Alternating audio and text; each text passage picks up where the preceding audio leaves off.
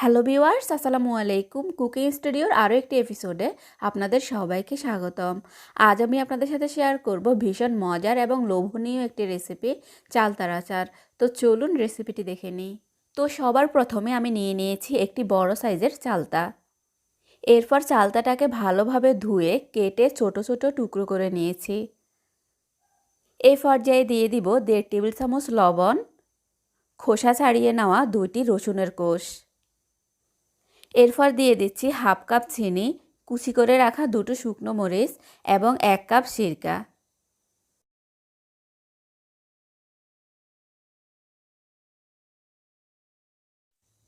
এরপর সবগুলো উপকরণ ভালোভাবে মাখিয়ে নিব।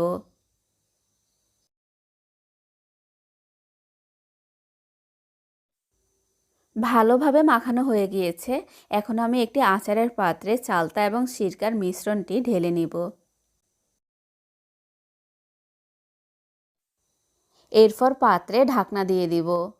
এই পর্যায়ে আপনি চাইলে আচারটাকে 3 থেকে 4 দিন রোদে দিতে পারেন।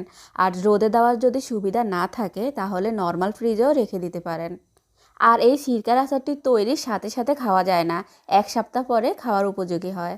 আর এই 1 সপ্তাহের মধ্যে চিনি এবং সিরকার মিশ্রণটি চালতার ভিতরে ঢুকে চালতাটাকে একেবারে সফট করে তুলবে। তো ভিউয়ার্স, রেসিপিটি ভালো লাগলে বাসায় অবশ্যই ট্রাই করবেন। আর এই আচারটি তৈরি করে আপনি 1 বছরের মতো সংরক্ষণ করে রাখতে পারবেন। আর এরকমই সব মজার মজার রেসিপি পেতে আমার চ্যানেলটিকে প্লিজ এখনই সাবস্ক্রাইব করুন। ভালো থাকবেন সবাই। আল্লাহ হাফেজ।